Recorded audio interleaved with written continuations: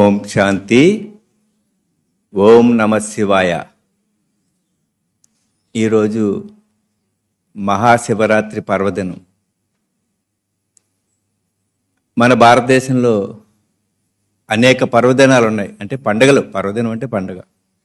కానీ వాటన్నిటిలో కల్లా అత్యంత ఉత్తమమైనది, పరమ పవిత్రమైనది ఈ మహాశివరాత్రి. ఎందుకంటే ఏ పండగైనా పగటిపూట చేసుకుంటాం. దీపావళి పండుగ కూడా పిల్లలు పటాసులు రాత్రిపూట కాల్చినప్పటికీ నోములు ఉదయమే నోచుకుంటాం. మరి ఏ పండగకి లేని విశేషత రాత్రి సమయంలో జరిపే ఈ శివరాత్రికి ఎందుకు వచ్చింది అంటే, అసలు ఈ మహాశివరాత్రి గురించి మనం చెప్పుకునే ముందు శివుడు ఎవరు అన్నది మనం తప్పకుండా తెలుసుకోవాలి. సహజంగా నాకున్న పరిమిత పరిజ్ఞానంలో బయట ఒక 100 మందిని శివుడు ఎవరు అని అడిగితే దాదాపు 95 మంది చేతిలో శూలం, నెత్తి మీద నెలవంక, ఆ పైన గంగ, మెడలో పాము, జంతు చర్మం, అరమోడ్పు కళ్ళతో ఉన్న ఆ రూపాన్ని చెప్తారు. ఓకే, సంతోషం. మరి నిజానికి ఆయనే శివుడు అయితే తిరుమల తిరుపతి దేవస్థానానికి మనం వెళ్ళినప్పుడు అక్కడ మనకి విగ్రహ రూపంలో వెంకటేశ్వరుడు కనపడతాడు. అన్నవరం వెళ్తే అక్కడ సత్యనారాయణ స్వామి రూపంలో ఆ యొక్క విగ్రహం కనపడుతుంది. విజయవాడ కనకదుర్గ అమ్మవారి గుడికి వెళ్తే అక్కడ అమ్మవారి రూపం కనపడుతుంది. అలాగే సింహాచలంలో అప్పన్న స్వామి కనపడతాడు. ఇలా ఆంజనేయ స్వామి అవ్వచ్చు, వినాయకుడు అవ్వచ్చు, ఎవరైనా సరే ఆ యొక్క గుళ్ళకి మనం వెళ్ళినప్పుడు అక్కడ ఆయా రూపాలు కనపడతాయి. మరి శివాలయానికి వెళ్తే ఎవరు కనపడతారు? శివాలయానికి వెళ్తే ఎవరు కనపడతారు? మరి నిజంగా ఆయనే శివుడైతే ఆ యొక్క జంతు చర్మం, చేతిలో శూలం, మెడలో పాము, నెత్తి మీద నెలవంక, గంగ, ఈ రూపం కనపడాలి కదా. కానీ అక్కడ శివలింగం కనపడుతుంది. అంటే ఇక్కడ చాలామందికి తెలియని విషయం ఏంటంటే శివుడు శంకరుడు ఒకటే అనుకోవడం. శివుడు అన్న ఆయన బ్రహ్మ, విష్ణు, శంకరులు ముగ్గురు దేవతలైతే ఆ ముగ్గురికి తండ్రి సృష్టికర్త పరమాత్మ శివుడు. అది చాలామందికి తెలియదు పాపం. అది కావాలని కాదు. అంటే నిజానికి శివశంకర్ల తారతమ్యం తెలుసుకున్న రోజునే మన జ్ఞాననేత్రం వికసిస్తుంది. శివుడు శంకరుడు ఒకటే అని మనం నిజంగా నమ్మితే మరి శివశంకరరావు అని పేరు ఎందుకు పెట్టుకుంటారు? రాముడు కృష్ణుడు ఒకటే అని నమ్మితే రామకృష్ణారావు అని పేరు ఎందుకు పెట్టుకుంటారు? రామరామారావు, కృష్ణకృష్ణారావు, శివశివరావు, శంకరరావు అని ఎందుకు పెట్టుకోలేదు? అంటే శివుడు వేరు, శంకరుడు వేరు, రాముడు వేరు, కృష్ణుడు వేరు అన్న భావన మనకు తెలియకుండానే ఆ పేర్లలో వచ్చేసింది.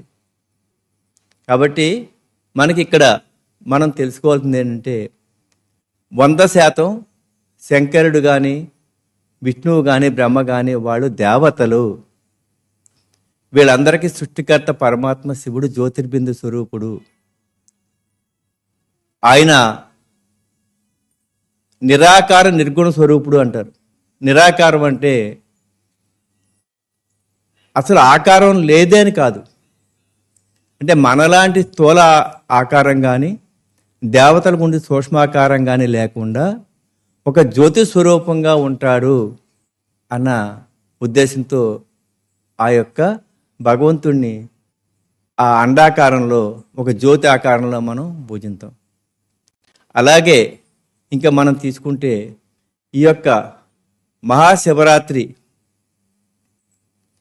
పూర్తి చీకటి సమయంలో వచ్చింది. ఆ యొక్క సమయాన్ని లింగోద్భవ సమయం అని అంటారు. లింగోద్భవ సమయం అంటే రాత్రి 11:50 అక్కడి నుంచి 1 గంట లోపు అర్ధరాత్రి చిమ్మ చీకటిగా ఉన్న సమయంలో భగవంతుడు భూమి మీద అవతరించాడు. అంటే ఇక్కడ లింగం అంటే ఏంటి? గుర్తు. స్త్రీలింగం పుల్లింగం అంటారు. అంటే ఆడవాళ్ళ గుర్తు, మగవాళ్ళ గుర్తు. అలాగే భగవంతుడు భూమి మీదకి వచ్చాడు అన్న నిదర్శనాన్ని గుర్తుగా మనం లింగోద్భవ సమయం అని చెప్తారు. మరి అర్ధరాత్రి కాడే భగవంతుడు ఈ భూమి మీదకి ఎందుకు వచ్చాడు? ఇక్కడ రాత్రి అంటే పూర్తిగా మనలో నిండిపోయిన అజ్ఞానం అనే చీకటి, ఆ చీకటిని పారద్రోలడానికి భగవంతుడు భూమి మీదకి జ్యోతి స్వరూపుడే వచ్చి జ్ఞానాన్ని మనకి ప్రసాదించాడు. గుర్తుగా మనకి అక్కడ లింగోద్భవ సమయాన్ని చూపెట్టారు. అంటే మనం ఎటువంటి అజ్ఞానంలో ఉండిపోయాం? భోగభాగ్యాల్లో పడిపోయి అన్నీ మర్చిపోయి ఈ భౌతికమైన ప్రపంచమే నేను, ఈ భౌతికమైన సృష్టే నేను అనుభవిస్తున్నాను, ఇంతకు మించి ఏమీ లేదు అని పూర్తి అజ్ఞానంలో మనం పడిపోయిన రోజున భగవంతుడు ఈ యొక్క భూమి మీదకి వచ్చి తన యొక్క జ్ఞానాన్ని మనకి ప్రతిపాదించాడు, ప్రసాదించాడు. మనకి మన పెద్దలు చెప్తారు, ఏగా ఇల్లు అలుక్కుంటూ తన పేరు మర్చిపోయిందని. అప్పుడు గుర్రం కడుపులో ఉన్న పిల్ల నీ పేరు ఏగా అని గుర్తు చేసిందని మనకి చమత్కారంగా మన పెద్దలు చెప్తారు. ఇక్కడ ఏగా అంటే ఎవరు? ఈ శ్లేష్మంలో పడిపోయి, ఈ భౌతిక ప్రపంచం అనే శ్లేష్మంలో పడిపోయి మన ఉనికిని మనం మర్చిపోయి మనం ఎక్కడి నుంచి వచ్చాం, ఎందుకు వచ్చాం, మన తండ్రి ఎవరు, మన యొక్క గతం ఏంటి, వర్తమానం ఏంటి అన్నీ మర్చిపోయినప్పుడు ఆ కడుపులో ఉన్న గుర్రం పిల్ల నువ్వు ఏగవని గుర్తు చేసినట్టుగా భగవంతుడు మనకి నువ్వు ఆత్మవిరా, నువ్వు శరీరం కాదు అని చెప్పి మనకి గుర్తు చేయడానికి వచ్చిన ఈ సమయాన్ని, ఈ పరమ పవిత్రమైన దినాన్ని మనం మహాశివరాత్రిగా చేసుకుంటున్నాం. ఇక శివరాత్రి గురించి గతంలో కూడా చాలాసార్లు మనం చెప్పుకున్నాం. ఆధ్యాత్మిక రహస్యం ఏంటి అన్నది మీకు చెప్పి ప్రయత్నం నేను చేస్తాను. నిజానికి ఈ రోజున ఏ గుడికి వెళ్ళినా, ముఖ్యంగా ఏ గుడికి వెళ్ళినా 3 ప్రదక్షిణాలు చేసి మనం లోపలికి వెళ్తాం. దానికన్నా ముందు ఏం చేస్తాం? చెప్పులు విడిచి కాళ్ళు కడుక్కుని ప్రదక్షిణాలు మొదలు పెడతాం. చెప్పులు అంటే ఏంటంటే అది అహంకారానికి గుర్తు. అంటే ఈ మలినాలతో ఉంటాయి, నడుస్తాయి, తిరుగుతాయి, వెళ్తాయి కనుక వాటిని అక్కడ విడిచిపెడుతున్నాం. అలాగే కాళ్ళు కడుక్కోవడం అంటే ఏంటి? ఎటువంటి క్రిములు లేకుండా శుభ్రంగా ఉండి పవిత్రమైన దేవాలయంలోకి వెళ్తున్నాం కనుక కడుక్కోవడం. మరి 3 ప్రదక్షిణాల యొక్క గుర్తు ఏంటంటే భగవంతుడు ఎక్కడా కూడా ఈ భూమి మీద లేడు, ఎక్కడో 3 లోకాల పైన పరంధామంలో ఉన్నాడు అని చెప్పడానికి గుర్తుగా మనం 3 సార్లు ప్రదర్శన చేసి భగవంతుడా నేను స్థూలలోకం దాటాను, సూక్ష్మలోకం దాటాను, నేను పరంధామానికి నేను వచ్చాను అని చెప్పడం గుర్తుగా, మన మనసుతో వచ్చింది గుర్తుగా మనం 3 సార్లు ప్రదర్శన చేస్తారు. అంటే ఏంటి? ఈ దేహంలోంచి భౌతికమైన ప్రపంచం కాదు నువ్వు ఉండేది, అలాగే సూక్ష్మ దేవతా లోకం కూడా కాదు, వీటన్నిటికీ అతీతమైన పరంధామంలో ఉన్నావు గనక అందుకని 3 రౌండ్లో నేను తిరిగి నీ దగ్గరికి వచ్చాను. అలాగే ఆగమశాస్త్ర ప్రకారం కట్టిన ఏ గుడికైనా సరే 3 ద్వారాల కింద ఉంటాయి. అంటే మొదట ఎంట్రన్స్, తర్వాత ఒక మధ్యగది, ఆ తర్వాత మూలవిరాట్టు. అంటే 3 లోకాల అవతలే భగవంతుడు ఉంటాడని. ఇంకా చెప్పాలి, భగవంతుడు ఎందుకు ఎక్కడ ఉంటాడంటే మనకి ఎవరికైనా ఏదైనా కష్టం వచ్చినప్పుడు కిందకు చూసి మనం భగవంతుడా ఎక్కడున్నావయ్యా, నాకు కష్టం ఏంటి తీర్చిన అంటలే, పక్కకి తిరిగి అంటలే, ఈ పక్కకి తిరిగి అంటలే, వెనక్కి తిరిగి అంటలే. కానీ ఎటువంటి మనిషి అయినా, అది మతం కానీ కులం కానీ అతీతంగా ఎవరైనా సరే పైకి చూసి భగవంతుడా ఎక్కడున్నావయ్యా, నాకు ఈ కష్టం ఏంటి అంటున్నారు. అంటే తెలియకుండానే ఏ మతమైనా ఏ కులమైనా మానవ జీవితం అందరూ కూడా ఒకటే. వాళ్ళందరూ కూడా భగవంతుడికి ఎక్కడా లేడు, ఎక్కడో పైన ఉన్నాడని పూర్తిగా నమ్ముతున్నారు. నమ్మబట్టే పైకి చూసేలాగా కేకేస్తున్నారు. అంటే భగవంతుడు మరి చుట్టుపక్కల ఎక్కడా లేడనే కదా అర్థం. అటువంటి భగవంతుడు మన అజ్ఞానాన్ని పారద్రోలడానికి భూమి మీదకి వచ్చిన సమయాన్ని మహాశివరాత్రి అంటారు. ఇక గుడి ప్రదర్శనలు అయిపోయినాయి. గుడి ప్రదర్శనలు అయిపోయిన తర్వాత మనం వెళ్ళగానే ఏం చేస్తాం? అక్కడ బొట్టు పెట్టుకుంటాం. అంటే భగవంతుడా నేను శరీరంతో రాలేదు, నేను ఆత్మగా నీ దగ్గరికి వచ్చాను చెప్పడానికి ఈ బొట్టు ఈవేళ అయితే మగవాడు పెట్టుకోవడం మానేశారు. కానీ పూర్వకాలంలో మన భారతదేశంలో ఆడామగ అందరూ బొట్టు పెట్టుకునేవారు. అది బొట్టు అలంకారమే కాదు, అది ఆత్మస్థానం. ఈ ఆత్మస్థానానికి ఆ యొక్క కుంకుమ అన్నది చాలా పవిత్రమైన ఇదిగా భావించేవారు. కాబట్టి బొట్టు పెట్టుకుంటారు. ఆ తర్వాత గంట కొడతారు. ఏ గంట అయినా సరే ఓంకారమే వస్తుంది. ఒరిజినల్గా ఏదైతే అన్నిటితో కలిపి చేస్తారో మామూలుగాని లోహాలండి, పంచలోహాలతో చేసిన గంట శబ్దం కొట్టినప్పుడు టుప్పు తుప్పు అని శబ్దం రాదు, ఓం అని వస్తుంది. అంటే ఏంటి? మళ్ళీ భగవంతుడా, నేను ఆత్మగా నీ దగ్గరికి వచ్చానయ్యా, నేను శరీరంగా రాలేదని గుర్తు. ఆ తర్వాత మనం కొబ్బరికాయ కొడతాం. కొబ్బరికాయ కొట్టినప్పుడు ఇలా ఎడదీసి చూపెడతాం. వెనకాల ముచ్చికను కూడా, దాన్ని పిలక అంటారు కదా, దాన్ని కూడా తీసి ఆ రెండు కూడా భగవంతుడి దగ్గర పెడతాం. ఇక్కడ అర్థం ఏంటి? స్థూలమైన శరీరానికి కొబ్బరికాయలాగా చుట్టూరు పీసు ఉంటుంది. దాన్ని కూడా ఒలిచేసిన తర్వాత లోపల సూక్ష్మమైన రూపంలో చిన్నగా కాయ ఉంటుంది. ఈ రెండూ నేను కాదు. స్థూలమైన కొబ్బరికాయ ఉన్న ఆకారం నేను కాదు, ఈ రక్తమాంసాలు తీసేసిన తర్వాత ఉండి లోపల ఉండి సూక్ష్మ శరీరం కూడా నేను కాదు. నేను పవిత్రమైన స్వచ్ఛమైన నీరు ఎలాగైతే ఉందో అలాంటి మంచి మనసుతో ఆత్మగాని దగ్గరికి వచ్చానని తెల్లని ఆ కాయ, కొబ్బరికాయ ఏదైనా సరే కుళ్ళిపోతే పడేస్తారు కదా, మంచి తెల్లకాయది. కొబ్బరికాయలో ఉన్న నీరు ఎటువంటిది? మనం ఇప్పుడు వాడి ఏ ఫిల్టర్ వాటర్ కన్నా కూడా చాలా పవిత్రమైంది. ప్రపంచంలోని ఏ ఫిల్టర్ వాటర్ కైనా కూడా పరమ పవిత్రమైనది ఏంటి? కొబ్బరికాయలో నీరు, స్వచ్ఛమైన నీరు. అటువంటి స్వచ్ఛమైన ఆత్మగా నేను దగ్గర వచ్చాను భగవంతుడా, నీకు అర్పణ చేస్తున్నాను అని అలా కాయ పెడతాం అండి. ఇది అయిపోయింది. అరటిపళ్ళు పెడతాం. అరటిపళ్ళు ఎప్పుడైనా సరే అర్థం ఇలా పట్టుకొచ్చి ఇలా పెట్టరు, దాన్ని ఇలా ఒలిచి దానిపైన అగ్రత్తులో గుచ్చి అర్పణ చేయాలి. అంటే నేను ఈ శరీరం కాదయ్యా, ఈ శరీరం కాదు నేను, దీంట్లో లోపల ఉండే ఈ ఎటువంటి కల్మషం లేని, కల్తీ లేనటువంటి ఈ పదార్థం లాంటి నేను మనసు వచ్చానని చెప్పడానికి గుర్తుగా భగవంతుడిని చేయడానికి ఇలా పెడతాను. మరి ఇప్పుడు ఈ ప్రపంచంలో ఎలా అయిపోయింది అంటే భక్తి అంతా కూడాని ఏదో ఇచ్చినమ్మ వాయం పుచ్చుకున్న అమ్మ వాయనం, అంటే ఇచ్చినమ్మ వాయనం పుచ్చుకున్నమ్మ వాయనం, అలాగా ఒక ఫార్మాలిటీగా మారిపోయింది. అంటే ఒక ప్రక్రియ అంటారు, ప్రహసనంగా మారిపోయింది. భక్తి అన్నది శ్రద్ధతో చేయాలి, కానీ ఇప్పుడు నియమంగా చేస్తున్నారు అందరూ. 99 మంది, భయపడాల్సిన అవసరం లేదు, 99 మంది నియమంగా చేస్తున్నారు. లేకపోతే భక్తితో చేయకుండా భయంతో చేస్తున్నారు. కానీ ఈ భక్తిలో కూడా ఏం చేస్తున్నారు మనుషులు? ఎవరైనా ఇంటికి భౌతికమైన అతిథి వస్తే రకరకాలుగా మంచి మంచి పళ్ళు పలహారాలు పెడతాం.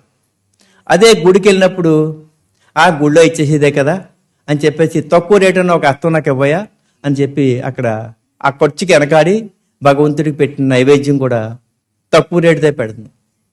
అంటే అది ఒక ఫార్మాలిటీగా మారిపోయింది. అది ఇంటికి కనుక అతిథి వస్తే ఆర్భాటంగా వాడి కోసం ఎక్కడ లేని 100 రూపాయలు 200 అయినా సరే కొనేసి పట్టుకొచ్చి పెడుతున్నాం. అలాగే ఆ కొట్టిన కొబ్బరికాయలో పెద్ద చెప్పు మనకి ఎత్తున్నాడా చిన్న చెప్పు మనకి ఎత్తున్నాడా అని చెప్పేసి ఎదురు చూసిన వాళ్ళు ఎంతోమంది ఉన్నారు. ఇళ్లలో అత్తయ్య ఈరోజు ఏ కూర వండుదామంటే, ఎందుకే శివరాత్రి కదా, గుడికి వెళ్తున్నాం కదా, కొబ్బరికాయలు కొడతాం కదా, చెక్కలు పట్టుకొస్తాను, శనగపప్పు నానబెట్టు, సాయంకాలం కలిపి కూర వండుకుందాం అని చెప్పిన వాళ్ళు కూడా ఉన్నారు. ఇది నవ్వడానికి కాదు, వాస్తవంగా జరిగిన విషయాలు. కానీ ఇక్కడ అసలు ఈ కొబ్బరికాయలు కానీ ఈ అరటిపళ్ళు కానీ భగవంతుడి నైవేద్యం ఎందుకు పెడుతున్నారు? ఆయన తింటాడా? తాహాతో ఉన్నవాళ్ళు ఆ కొబ్బరికాయలు అరటిపళ్ళు తీసుకెళ్లి పెడితే పేదలైన భక్తులు ఎంతో భక్తిభావంతో వచ్చిన వాడు ఖాళీ చేతులతో వచ్చినప్పటికీ వీళ్ళు పెట్టిన కాయలో ఒక భాగం కొట్టినోడికి ఇచ్చి మిగతా భాగాన్ని ఎవరైతే తేలేరో ఆర్థికంగా లేనో వాడికి ఇవ్వడం కోసం పెట్టారు. ఇదంతా అంటే ప్రసాదంగా, అంతేగాని మన 2 చెప్పులు పెద్దది మనకి ఎత్తున్నాడా చిన్నది మనకి ఎత్తున్నాడని అది కాదు. ఇప్పుడు ఈ చెప్పులన్నీ పోగేసుకుని ఆ నిమిత్తమైన వాళ్ళు పేర్లు ఎందుకులేండి ఎవరైతే కానీ వాళ్ళందరూ కూడా హోటల్లోడికి వాళ్ళకి కూడా అమ్మేసుకుని డబ్బులు చేసుకుంటున్నారు. అంటే ఇక్కడ భక్తి ఏమైంది? వ్యాపారం అయిపోయింది. భక్తులు ఇచ్చివాడికి లేదు, పుచ్చుకునోడికి లేదు. పైనోడు ఏముంది? ఆయన సాక్షిగా ఉంటాడు మనం చేసే కర్మకి. చిత్రగుప్తుడు మన చిట్టా రాసేస్తుంటాడు. మరి ఇంత జరుగుతున్నప్పుడు ఇంకా ఈ శివరాత్రికి మనకి ఎందుకు చెప్తారు మన పెద్దలు? కొత్త చెప్పులు ఎవరిని వేసుకెళ్ళి బయట పెడితే ఆడి చూపేమో శివుడి మీద ఉంటుంది, ఆడి చిత్తమేమో చెప్పుల మీద ఉంటుంది. ఇంకేంటి నేను బయట చెప్పులు వదిలేచ్చాను, ఏమన్నా పట్టుకుపోయాడేమో అని చూపేమో శివుడి మీద ఉంటుంది. ఇంక ఏంటి ఫలితం? కాబట్టి ఎప్పుడు కూడా ఎందుకు చెప్తారు మనకి పెద్దలందరూ కూడాని చెప్పేవారు కదా మనందరికీ పూర్వకాలంలో కూడాని, ఆత్మశుద్ధి లేని ఆచారం అది ఎలా, బాణశుద్ధి లేని పాకమేళ, చిత్తశుద్ధి లేని శివపూజలు ఎలరా వసుధాభిరామ వినురేమ అన్నాడు. ఆత్మశుద్ధి లేకపోతే ఆచారం చేసినా ఏముండదు. పైకి మనం చూపెడతాం గెటప్ వేసుకుని ఇలా ఆహా ఓహో అని. బాణశుద్ధి లేని పాకం దాంట్లో కనుక అది వండితే అది ఇంకా మామూలుగాని అపవిత్రం అయిపోతుంది. గిన్నె కడుక్కోకుండా వంట వండితే అది పాచిపోతుంది. చిత్తశుద్ధి లేని అంటే ఆత్మశుద్ధి లేని ఆచారం అది ఎలా, బాణశుద్ధి లేని పాకం ఎలా, చిత్తశుద్ధి లేని శివపూజలు ఎలరా అన్నారు. కాబట్టి ఇక్కడ భగవంతుడి గురించి మనం ఏం చేసినా సరే ఆర్భాటం అవసరం లేదు. మనం భగవంతుడికి ఇచ్చేసాం అని చెప్పుకోని పని లేదు. ఈ సృష్టిలో భగవంతుడికి ఎవరైనా ఏదైనా చేయగలిగి ఉంటే అది మహాసముద్రంలో సూది ముంచి తీస్తే ఎంత నీరు వస్తుంది అంతే. మహాసముద్రంలో సూది ముంచి కనుక తీస్తే ఆ సూది మొనకి ఎంత నీరు వస్తుంది అంతే. మనం భగవంతుడు చేసేది. ఆయనకేం పని అండి? ఆయనకి ఏమైనా మనం ఇవ్వాలా? మన గొప్పలు చెప్పుకోవడం ఇచ్చేసాం అని. ఇంకా మహాయోగులు కనుక చేస్తుంటే దెబ్బలో ముంచి తీస్తే ఆ దెబ్బల మీద ఎంత నీరు వస్తుంది? కొనకి సూది కన్నా కొంచెం ఎక్కువ వస్తుంది. వాళ్ళు కూడా భగవంతుడి గురించి చేసింది అంతే.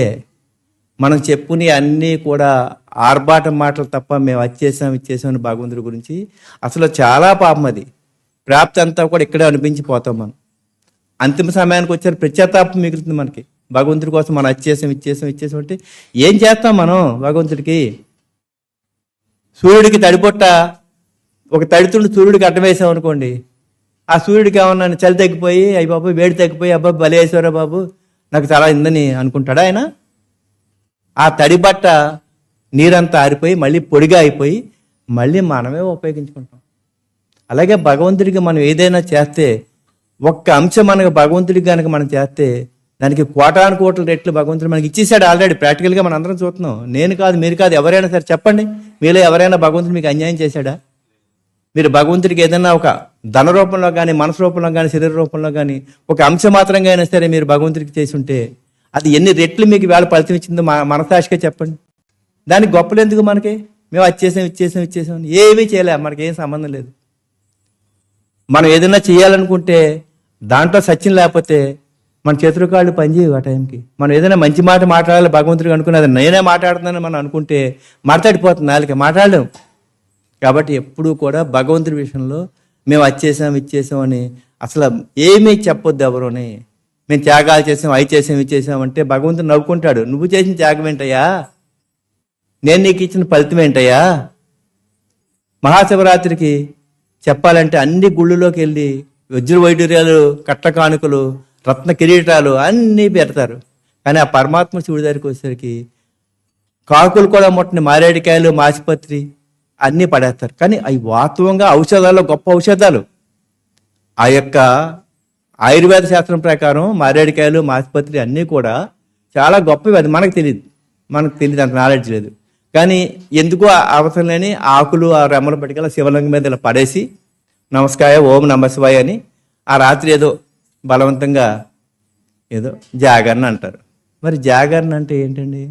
జాగరణ అంటే ఇవాళ అంటే ఒక 50 ఏళ్ళ క్రితం నేను చిన్నపిల్లడప్పుడు అప్పటికి చక్కగా ఆరి కథలు, బుర్ర కథలు, డక్కి కథలని భగవంతుడి ఏదో పెట్టుకుని కాలక్షేపం చేసిపోరు. ఆ తర్వాత రికార్డింగ్ డ్యాన్స్ వచ్చినాయి. ఆ తర్వాత ఈ వీడియోలు, టీవీలు అన్నీ వచ్చేసినాయి. ఇంకా తెల్లవారులు ఉండమే పని తప్ప ఇంకా శివుడు మనసులో ఉండడా లేదా అనవసరం. కళ్ళతో మాత్రం ఆ ఎదురుకుండా చూడడం. మర్నాడు రెస్ట్ అంటే ఈ రాత్రి అంతా జాగారం చేసిన కారణంగా మర్నాడు పడకేసేస్తే అక్కడ పనికి నష్టం, వీడికేమో రాత్రి ఏమో బొగ్గ పట్టుకున్న నిద్రకు నష్టం. అంటే ఆ జాగరణ అన్నది కూడా పూర్తిగా ఏమైంది? స్థూలం అయిపోయింది. ఏదో గడిపా అమ్మయ్య ఇవాళ రాత్రి మనం శివరాత్రి జాగరణ. ఏం జాగరణ అంటే అది కాదు. జాగరణ అంటే జాగృతావస్థ అని అర్థం. అంటే ఏంటి?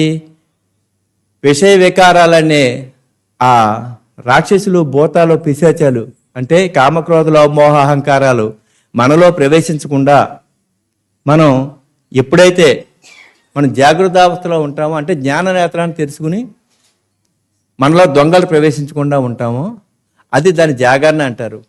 మన ఇంటి తలుపులన్నీ బాగా తెరుచుకు పెట్టుకుని నా ఇంట్లో వస్తువులు పోయినాయి అంటే అది ఎవరి తప్పు? అంటే మనలో విషయ వికారాలు అన్నింటినీ ఆహ్వానంతో ద్వారాలు తెరిచిపెట్టుకుని అయ్యి బాబాయ్ నాకు అది వచ్చేసింది, నాకు ఇది వచ్చేసింది అంటే మరి రాదా? దొంగలు అన్ని తలుపులు తెరిచిపెట్టిన దొంగలు రారా? అలాగే పంచవికారాలు దొంగలు అవి మనలో వస్తాయి. అవి రాకుండా ఉండడం కోసం భగవంతుడి సృష్టిలో ఎవరైతే జాగృత అవస్థలో ఉంటారో, అంటే జ్ఞాన నేత్రాన్ని తెలుసుకుని ఉంటారో, అది నిజమైన జాగరణ. ఇంకా ఉపవాసం అంటే భోజనం మానేసి 2 ఇడ్లీలో 4 పెసరట్లో లేకపోతే ఇంకోటో లేకపోతే తినేసి అమ్మయ్య ఈ వేడకు ఉపవాసం చేసాం చాలు అనుకుంటారు. కానీ నిజానికి ఉపవాసం అంటే ఆహారం మానేయడం అని కాదు. అక్కడ ఆరోగ్యం బాగోనేడు ఆహారం మానేస్తాడు, దాన్ని ఏమంటారమ్మా? లంకనం అంటారు. ఒంట్లో బాగున్నప్పుడు తినగలుగుతామా? చేదుగా ఉంటుంది, లంకనం అంటారు. ఒళ్ళు పెరిగిపోయిన వాళ్ళు భగవంతుడు డాక్టర్లు ఏం చెప్తున్నారు? ఇప్పుడు నువ్వు తగ్గించే అంటున్నారు. వాడు దాన్ని ఏమంటున్నారు? డైటింగ్ అంటున్నారు. అంటే ఎంత తినాలనుకున్నా ఇంతే తింటున్నాడు పాపం. మరి అన్ని ఆకలేసి కడుపు నిండుగా తినాలని ఆశ ఉన్నాడు, అసలు డబ్బు లేక ఏం లేక తినలేకపోతున్నాడు. మరి అది ఉపవాసం అయితే ఇప్పుడు భూమి మీద ఉన్న 750 కోట్ల మందిలో ఈ 600 కోట్ల మందికి దగ్గర మోక్షం ఇచ్చేయాలి భగవంతుడు. ఆ రోజు నాడు తిండి తినలేకపోతున్నారు. ఎందుకు తినలేకపోతున్నారు? తిండి లేక, ఆహారానికి డబ్బులు లేక తినలేకపోతున్నారు. మరి అది ఉపవాసమేనా? అంటే ఒంట్లో బాగోకుండా చేసిన ఉపవాసమేనా? డాక్టర్లు తినకూడదురా బాబు అని చెప్తే మానేత ఉపవాసమా? డబ్బులు లేక ఆర్థికంగా ఆహారం దొరకదానికి తినకపోతే కూడా అది ఉపవాసమా? కానీ ఇదేది కరెక్ట్ కాదు. ఉపవాసము అంటే అంటే దగ్గరగా, వాసము అంటే నివసించడం, ఇల్లు నివసించడం. అంటే భగవంతుడి దగ్గరగా ఎవరైతే భగవంతుడి స్మృతిలో నివసిస్తారో వాళ్ళు నిజమైన ఉపవాసం చేసినట్టు. అంతేగాని భోజనం మానేత్తని కాదు. కానీ మరి ఇక్కడ ఎందుకు పెట్టారు మన పెద్దల నియమం అంటే ఫలహారము అన్నారు. ఫలం అంటే ఏంటి? పళ్ళు. అంతేగాని ఇడ్లీలు, దోశలు, చపాతీలు పళ్ళు కాదు. ఫల ఆహారం అంటే ఏంటంటే పూర్తిగా గనక మన శరీరంలోని ఆహారాన్ని నింపేస్తే అది అరిగించడానికి మన మెదడు రక్తాన్ని ఇక్కడికి పరిగెట్టించి అది మెదడుని సరిగ్గాని అందక రక్తం నిద్రకి ఉపక్రమించి అది మగతగా ఉండి పడుకోవాలన్నంత కోరిక కలుగుతుంది. చూడండి, పగటిపూట ఎక్కడున్న భోజనం గట్టిగా చేస్తే ఎవరన్నా విందు భోజనం లాంటిది ఏదైనా ఏమనిపిస్తుంది? మన కునుకు తీయాలనిపిస్తుంది తెలియకుండానే. అంటే శివరాత్రి రోజున కడుపు నిండా ఆహారం తినేస్తే కనుక శివుడి మీద ధ్యాస లేకుండా మగతగా ఉండి నిద్రపోతారనే ఉద్దేశంతో ఆహారాన్ని.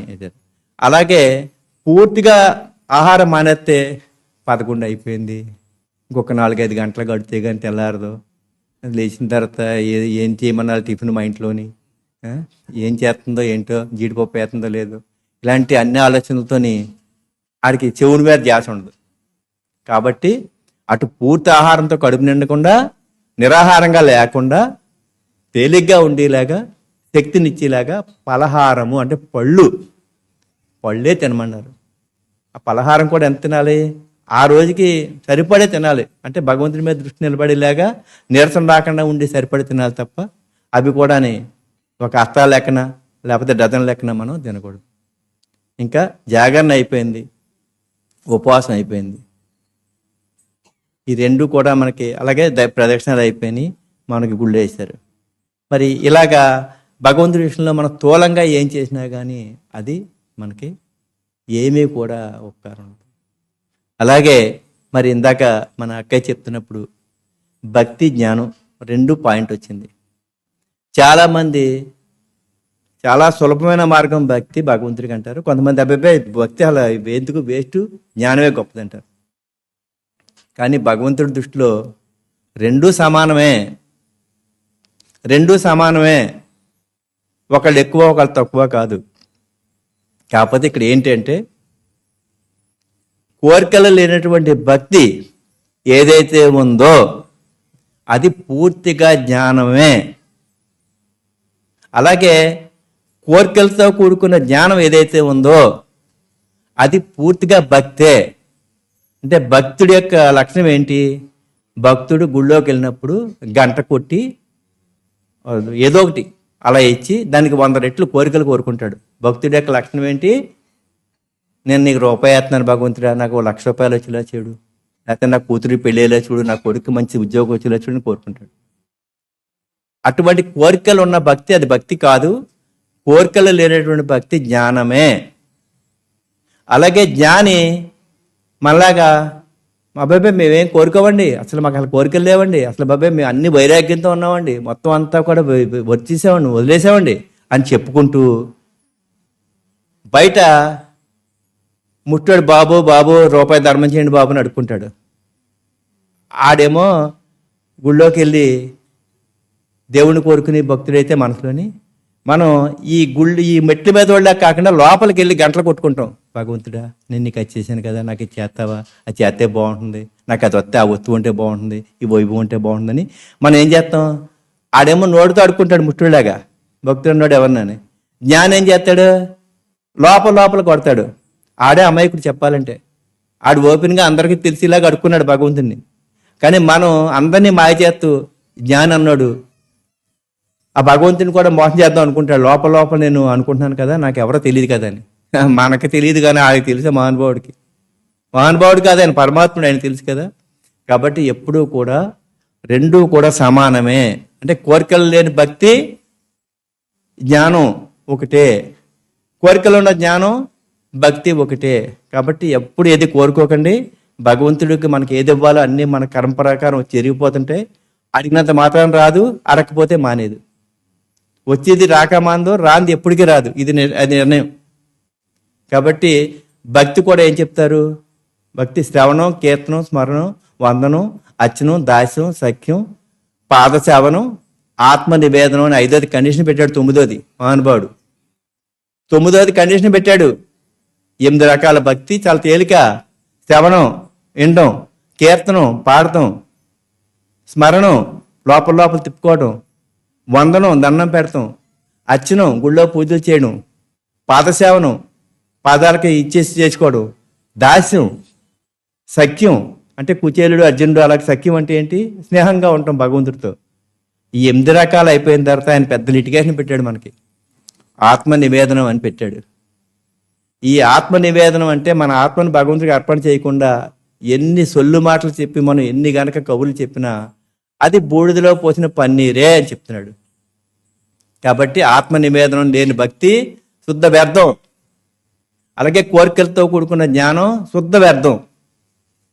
జ్ఞాని అన్నవాడికి ఎట్టి పరిస్థితిలోని ఏది కోరిక ఉండకూడదు. మనసులో కూడా నాకు అది కావాలి ఇది కావాలని లోపల గంట కొట్టకూడదు. వీడికన్నా బయట నోరెత్తి అడుక్కున్నాడే మెరుగు, చాలా బెస్ట్. కాబట్టి మీకు ఎప్పుడైనా సరే శాంతి కావాలి అని మనం అనుకుంటే, మనం స్థూలంగా చేసి పని కాకుండా సూక్ష్మంగా భగవంతుని మనం మనసులోని కోరికలు లేకుండా స్మరించుకోవాలి. యోగం అంటే ఒక చోట కూర్చుని మనం కళ్ళు మూసుకుని లేకపోతే కూర్చొని తప్పులేదు, చాలా మంచి విషయం అది. అలాగే సంఘటన యోగం ఉంటుంది, అందరూ కలిసి చేయడం కూడా. కానీ ఆ సంఘటన యోగంలో కూడా ఇక్కడ ఇలా కళ్ళు మూసుకుని కాళ్ళు చేతులు మడుచుకుని కూర్చుని నేను ఇంటి దగ్గర అది మర్చిపోయి ఇచ్చాను, అది వేసిందో లేదో, మా ఆవిడ తలిపేసిందో లేదో ఇలా అనుకున్నా, మా ఆయనేమో ఏదో తెత్తనాడు తెచ్చేయలేదు ఇలా అనుకున్నా, అది ఏమి ఉండదు. అందుకని నిరంతర యోగం అంటే ఏంటంటే ఒక చోట కూర్చొని చేయడం అనేది మంచి పద్ధతి ఏకాగ్రంగా. కానీ మనసును కూడా ఏకాగ్రం చేయాలి, మనసును కూడా ఒంటరిగా చేయాలి. ఒంటరిగా మనిషి కూర్చుంటే సరిపోదు. అడవిలోకి వెళ్ళిపోతాడు, వైరాగ్యం వచ్చి భార్యాబిడ్డలు వదిలేసి చిన్నప్పుడే అడవిలోకి వెళ్ళిపోయిన తర్వాత చెట్టు కింద కూర్చుని ఒక 10 ఏళ్ళు అయిన తర్వాత నేను చిన్నపిల్లప్పుడు నా పిల్లని బిడ్డను వదిలేసి వచ్చాను, నా పిల్ల 10 ఏళ్ళు వచ్చి ఉంటుంది దానికి, ఈ పాటికి వాళ్ళ అమ్మ ఏం చేస్తుంది ఏంటో అని. ఇంకో 10 ఏళ్ళు పోయిన తర్వాత దాని పెళ్ళిడికి వచ్చేసింది, వాళ్ళ అమ్మ పెళ్లి చేసిందో లేదో, ఏం చేసిందో ఏం కష్టపడుతున్నారో ఆలోచించాడు ఆడ చెట్టు కింద కూర్చుని. ఇంకా ఆడ ఇక్కడ ఉంటే ఏంటి అక్కడ ఉంటే ఏంటి, ఆడ ఇంట్లో ఉంటే ఏంటి అడవిలో ఉంటే ఏంటి, ఆడ మనసు అంతా ఇంట్లోనే ఉంది. అది సన్యాసం కాదు, వైరాగ్యం కాదు. మీరు గృహస్థులుగా ఉండండి, ఈ జన్మకి ఏం పర్వాలేదు, బ్రహ్మాండంగా మీ జీవితాన్ని భౌతిక జీవితాన్ని అనిపించండి, అది ధర్మబద్ధంగా భగవంతుడు ఇచ్చిన అవకాశాన్ని ఉపయోగించుకుని అనిపించండి. కానీ ఎక్కడా కూడా మేము ఇలా ఉండిపోయాం కనుక మాకు ఇలా లేదు అని ఇంకొకళ్ళు ఎవరో మామూలుగా ఉండిపోయారు కనుక వాళ్ళు చేసుకున్నారన్న భావన తప్పు. భగవంతుడికి అందరూ సమానమే. కుమారులకి ఎంతైతే భగవంతుడు ప్రేమను పంచుతాడో గృహస్థులకి అందరు కూడా అంతే పంచుతాడు. ఆయనకి ఏం భేదం లేదు. మనం చేసే పద్ధతిలోనే ఇది ఉంది. కాబట్టి ఈ మహాశివరాత్రి అన్నది పరమాత్మ శివుడు ఈ భూమి మీదకి మన అజ్ఞానాన్ని తొలగించడానికి వచ్చాడు. ఇందాక చెప్పాం కదా, భక్తి గొప్పది కాదు, జ్ఞానం గొప్పది కాదు. భక్తి చెడ్డది కాదు, జ్ఞానం చెడ్డది కాదు, రెండూ సమానమే. దేంట్లో కూడా కల్తీ ఉండకూడదు, దేంట్లో కూడా కోరికలు ఉండకూడదు, నేను చేశానన్న భావన ఉండకూడదు. అలాంటి అప్పుడు ఇక ఒక్క 10 నిమిషాల్లో ముగించే ముందు అసలైన విషయం ఒకటి చెప్పాలి మనకి. శివరాత్రికి అందరూ వెళ్ళినప్పుడు డైరెక్ట్గా వెళ్ళిపోయి అందరూ కూడా శివలింగాన్ని చూసేస్తారా? అందరూ శివలింగాన్ని డైరెక్ట్గా వెళ్ళి చూసేస్తామా మనం? కాదు. నంది ఉంటుంది. ఆ నంది కొమ్ముల్లోంచి శివుడిని చూడాలని చెప్తారు. మరి ఈ నంది ఎవరు? శివుడు అంటే మనకు తెలుసు పరమాత్ముడు జ్యోతి స్వరూపుడు అని. మరి ఈ నంది ఎవరు? ఈ నంది రహస్యం ఏంటి? వాస్తవానికి అక్కడ ఉన్నది దాన్ని నంది కాదు, ఆనందం. మరి ఆ నంది నుంచుని ఉండటం ఎప్పుడైనా చూసారా? నందిని నుంచుని ఉండటం ఎప్పుడైనా చూసారమ్మా మీరు? నుంచుని ఉండటం చూసారా? ఎవరిది? పడుకుని ఉంటుంది. పడుకుని ఏం చేస్తుంది? 4 కాళ్ళు ఇలా సాపేసి పడుకుంటుందా? కాదు, ఒక కాలు ఇలా పెట్టుంటుంది. చూడండి, గుర్తుపెట్టుకోండి. 3 కాళ్ళు ముడుచుకుని ఉండి ఒక కాలు ఇలా రెడీగా ఉంటుంది. అంటే పరుగు పందెం పెట్టి వాళ్ళు ఏం చేస్తారు? ఇలా నుంచుని ఇలా రెడీగా ఉంటారు, విజిలేయగానే పరిగెడటానికి. ఈ నంది కూడా ఏంటి? 3 కాళ్ళు లోపలికి ముడుచుకుని ఒక కాలు రెడీగా ఉంటుంది. అంటే శివుడాజ్ఞ ఎప్పుడైతే తనకు వస్తుందో అప్పుడు తక్కువ లేచి పరిగెడతానికి గుర్తుగా ఉంటుంది. మరి ఈ నంది ఆనంది అవడానికి ఏంటంటే కారణం, 4 లక్షణాలు మానవుల్లో ఉంటే ఆ 4 లక్షణాలే మనిషిని నందించేస్తాయి, అంటే ఆనందించేస్తాయి. అంటే అహింస, అత్యయం, సత్యం, శౌచ్యం. 4 కాళ్ళు నందికి. అహింస అంటే ఏ జీవరాశి పట్ల మనం హింస చేయకూడదు.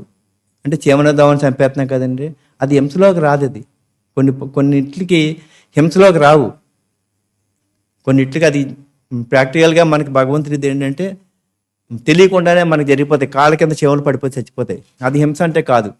ఉద్దేశపూర్వకంగా ఏదైతే చేస్తామో అదే హింస అవుతుంది. అహింస అంటే శారీరక హింస కానీ మానసిక హింస కానీ ఎవరిని పెట్టకుండా మనం చేస్తే దాన్ని అహింస అంటారు. ఆ లక్షణం మనలో ఉండాలి. అస్థేయం అంటే దొంగతనం. అస్థేయం అంటే ఏంటి? దొంగతనం చేయకుండా ఉండటం. స్థేయం అంటే దొంగతనం, అస్థేయం అంటే దొంగతనం చేయకుండా ఉండడం. ఎవరి వస్తువును కానీ ఎవరిని కూడా మనం దొంగతనం చేయకూడదు. మరి దొంగతనం అంటే ఒక వస్తువుని దొబ్బేస్తేనే దొంగ అంటే, భగవంతుడికి అర్పణ చేయకుండా ఆహారం తింటే అది దొంగ అన్నాడు. భగవంతుడికి అర్పణ చేయకుండా మన ఇంట్లోదే కదా, మన కుటుంబమే, మన డబ్బులే సంపాదించున్నాం కదా, మన వస్తువులే కదా, మన స్టవ్వే కదా, మన అన్నమే కదా, మన కూరే కదా అని మనం కంచంలో పెట్టి తినేసాం అనుకోండి, అది ప్రసాదంగా మారదు. భగవంతుడికి అర్పణ చేస్తే ఆయన ఏం తిండి ఒక్క మెతుకు కూడా. ఈ దొరికైతే ఓ ముద్ద తీసి బయట పెట్టి పాపం పెట్టేవారు, కాకులకి వాటికి జీవరాశికి అని చెప్పి పెట్టేవారు. కుక్కలు ఉంటే కుక్కలకి అలా పెట్టేవారు. ఓ ముద్ద ఎవరైనా దండం పెట్టుకుని అలా పక్కన పెట్టేవారు, అది బయట పెట్టేవారు. అంటే ఏంటి దొంగతనం అంటే ఏంటి? ఇక్కడ వస్తువు దొబ్బడమే కాదు, డబ్బులు దొబ్బడమే కాదు, మనం తినే ఆహారం భగవంతుడికి అర్పణ చేయకుండా కనుక తీసుకున్నా కూడా అది దొంగతనమే. మరి ఎందుకు అంటే, భగవంతుడిని ఎందుకు అర్పణ చేయాలి అంటే, అన్నం అన్నీ పెట్టుకున్నాం, అన్ని పదార్థాలు ఉన్నాయి, నోరు కొడుతుంది. అదే టైంలో మనకి ఏదైనా ఒక ఫోన్ వచ్చింది అనుకోండి, మీ వాళ్ళు ఎవడో అని, అప్పుడు ఆ ఆహారాన్ని నెమ్మదిగా మనం తిని పెరుగు తినేసి చేతులు కడుక్కుని వెళ్ళగలవా? బాబోయ్ అని గుండెలు బాదుకుంటే ఏం చేస్తారు? జేబులో డబ్బులు ఉన్నాయేమో లేదో చూసుకుని, మిగతా ఉన్నాయో చూసుకుని పరిగెత్తుకుని వెళ్ళిపోతారు ఏడ్చుకుంటూ, ఏ వర్ష పెట్టి ఎవరైతే ఆడు. అటువంటి అవాంతరం లేకుండా నువ్వు భోజనం చేయగలుగుతున్నావు అంటే ఆ టైంలో నీకు భగవంతుడు ఇచ్చిన అవకాశంగా భావించి కృతజ్ఞతగా నువ్వు చెయ్యి. అలాగే అన్నీ బాగున్నాయి, నోట్లో పుండు ఉంది, తినగలమా? భోజనం చేసిన టైంలో మన నోట్లోనే పుండు పడింది, హాయిగా తినేసి చేతులు కడుక్కుని ఉండగలమా? మంట ఎత్తిపోతుంటుంది, తినలేము. అటువంటి అవాంతరం లేకుండా నీకు భగవంతుడు ఈ టైంలో నీకు భోజనం ఇచ్చాడు కనుక దాన్ని నువ్వు కృతజ్ఞతగా భగవంతుడికి అర్పణ చేసి తీసుకో. అది అలాగే కడుపులో బాగోలేదు, తినలేం కదా. ఎటువంటి అవాంతరాలు లేకుండా ఈ టైంలో నాకు భోజనానికి నీ స్మృతిలో నేను ఈ భోజనం తింటున్నాను భగవంతుడా, నీ కృతజ్ఞతలను చెప్పి తింటే అది ధర్మం. ఆయన ఏమి తింటే మనం పెట్టం. నిజంగా గుళ్ళో కనుక మనం ఏదైనా పెడితే పలహారాలు అయినాయి మాయమైపోయినాయి అనుకోండి, పొరపాటును కూడా మరణానికి ఎవడ పెట్టడు. ఎందుకంటే అవి ఎలాగా తినడం తెలిసే మనకి చక్కమైన మనకి ఎత్తాడు పోదారని చెప్పి మనం పెడతాం. కాబట్టి ఎప్పుడు కూడా అలాగా అహింస అయిపోయింది. అత్తేయం అంటే దొంగతనం లేకపోవడం, తేయం అంటే దొంగతనం. సత్యం అంటే ఏంటి? మనల్ని మోసం చేసుకోవడానికి, మిమ్మల్ని మోసం చేయడానికి, నేను మోసం చేసుకోవడానికి చెప్పి మాట కాదు. సత్యం అంటే సర్వకాల సర్వావస్థలో నిలిచి ఉండే పరమాత్ముడు. ఆ సత్యాన్ని ఎప్పుడూ కూడా మనం ఆయన చూడలేదు అనుకోకుండా ఆయన చూస్తున్నాడనే మనం చెప్పుకోవాలి. మొన్నే చెప్పుకున్నాం మనం పిల్లలు బ్యాటర్ గురించి. ఏదైనా ఎవరిని చూసినా చూడకపోయినా మనం చేసి ప్రతి పని భగవంతుడు చూస్తున్నాడు అని గుర్తుపెట్టుకుని మనం చేసిన రోజున మనం సత్యంగా ఉన్నట్టు. ఎవరు చూడలేదు, ఏం పర్లేదు అనుకుంటే అది ఆత్మవంచన. శివుడి కనుక కప్పలేరు. ఎవరి కనుక కప్పినా శివుడి కనుక కప్పలేడు. సత్యం. ఇంకా 4వది శౌచ్యం. శౌచ్యం అంటే ఏంటి? మన శరీర శుభ్రత కావాలి, మనసు శుభ్రత కావాలి. శరీర శుభ్రత లేకపోతే ఇప్పుడు నేనే ఉంటాను, శుభ్రంగా లేననుకోండి, మీరు ఇబ్బంది పడతారు. నా నుంచి శరీరం నుంచి ఏదన్నా చెడు వాసన రావడం కానీ, లేకపోతే కొంచెం మురుగ్గా ఉన్నా కానీ చూస్తే వింటారే కానీ బాగోదని ఇలాగ ఉన్నాడు ఏంటో అనుకుంటారు. అంటే ఏంటి? ఇక్కడ శరీర శుభ్రం చాలా అవసరం మనిషికి. అదే సమయంలో మన శుభ్రం కూడా కావాలి. శరీర శుభ్రం అంటే బోళంత మంది మంచి నీట్గా తయారైపోతారు, కానీ లోపలంతా వేరే వేరే ఆలోచనలు ఉంటాయి. కొంతమంది లోపల చాలా పవిత్రంగా ఉంటారు, కానీ వాళ్ళకి శరీరం మీద సరైన పరిస్థితి లేక అశుభ్రంగా ఉంటారు. కానీ భగవంతుడు చెప్పేది ఏంటంటే, ఉన్న బట్టే 2 జాతులు ఉన్నా సరే, 1 జాతి ఉన్నా సరే, దాన్ని శుభ్రంగా ఉతుక్కుని వేసుకోండి. ఉతుక్కుని వేసుకోండి శరీర శుభ్రం. అలాగే మీ మనసు ఎప్పుడు శుభ్రంగా ఉంచుకోవాలని మీ చేతిలో ఉంటుంది. శరీరం మీద శుభ్రం ఉంచుకోవాలంటే మన పరిస్థితులు కొన్ని అనుకూలించు, మన ఆర్థిక పరిస్థితి కానీ, ఇంకోటి కానీ, లేకపోతే ఆ టైం బట్టి కానీ. అంతే. కాబట్టి ఈ 4 ఎవరైతే ఉంటాయో అంటే అహింస, అస్థేయం, సత్యం, శౌచ్యం. అంటే జీవహింస చేయకుండా, మానసిక శారీరక హింస చేయకుండా ఉన్నవాడు, దొంగతనం చేయనివాడు, సత్యంగా భగవంతుడితో సర్వకాల సర్వస్థ సత్యంగా ఉన్నవాడు, శుచి శుభ్రం పాటించినవాడు. అంటే మానసిక శుచి, శారీరక శుచి పాటించినవాడు. ఈ 4 లక్షణాలు ఉన్న వాళ్ళకి ఆనందం ఉంటుంది. అటువంటి ఆనందం ఉన్న వాళ్ళలో భగవంతుడు తన వాహనంగా చేసుకుంటాడు, నందిని వాహనంగా చేసుకుంటాడు. అంటే ఎవరైతే ఈ 4 లక్షణాలు కలిగి ఉంటారో వాళ్ళ ద్వారా భగవంతుడు తన యొక్క జ్ఞానాన్ని 10 మందికి పంచుతాడు. కాబట్టి ఇక్కడ నంది అంటే ఎవరు? ఒక అన్నయ్య, ఒక అక్కయ్య, నేనా, ఇంకోళ్ళే కాదు. ఎంత చెట్టుకి అంత గాలని. చిన్న నంది ఉంటుంది, పెద్ద నంది ఉంటుంది, మహా పెద్ద నంది ఉంటుంది. అంటే భగవంతుడి జ్ఞానం ఎవరి ద్వారా అయితే భగవంతుడు చెప్పించుకుంటాడో, మీరు నేను అని తేడా లేకుండా అందరూ నందులమే. అందరూ కూడా చిన్న నంది, పెద్ద నంది, ఇంకా పెద్ద నంది స్థితి బట్టి. మన పెద్దక్క గారు వాళ్ళు అందరూ శరీరం వదిలేశారు, ఆడు మహా పెద్ద నందులు, ఆడు పవిత్రమైన నిత్య చెప్పారు. మనం బుల్లు నందులు అవుతాం, ఇంకా చిన్న నందులు అవుతాం. అది మనకు తెలీదు, భగవంతుడి నిర్ణయం అది. కాబట్టి 4 లక్షణాలు ఉన్నవాడు దాన్ని నంది అంటారు. ఆనందం ఉన్నవాడే నంది అవుతాడు. అటువంటి నంది మీద శివుడు ప్రయాణం చేస్తుంటాడు. ప్రయాణం చేయడం కాదని, ఆ నంది ద్వారా శివుడు జ్ఞానం చెప్పింతుంటాడు. శివుడు జ్ఞానం చెప్పడం నంది కొమ్ముల్లో చూడడం అంటే ఏంటి? ప్రత్యేకంగా కారణం ఇదే. కాబట్టి ఈ శివరాత్రికి మనం ఎవరైనా సరే భగవంతుడి స్మృతిలో సత్యంగా ఉండాలి, అన్ని రకాలుగా నందిగా తయారవ్వాలి. కాబట్టి ఈ పరమ పవిత్రమైన పర్వదినం ఏంటంటే స్థూలమైంది కాదు, ఇది ప్రతిరోజు శివరాత్రిగా మార్చుకోవాలి. జన్మానికో శివరాత్రి అంటారు. ఏమో ఈ క్షణంలో ఇలా ఉన్నాం, రేపు పొద్దున అవకాశం వస్తుందో తెలియదు కదా. మానవ జీవితం ఏ జీవికైనా సరే ఎవరు చెప్పలేరు ఏ టైంకి ఏది అయిపోతుంది. కాబట్టి అందరికీ మరి ఓం శాంతి, ఓం నమ శివాయ. ఇక్కడ చివరాఖరిగా ఒకే ఒక్క విషయం చెప్పి ముగించాను.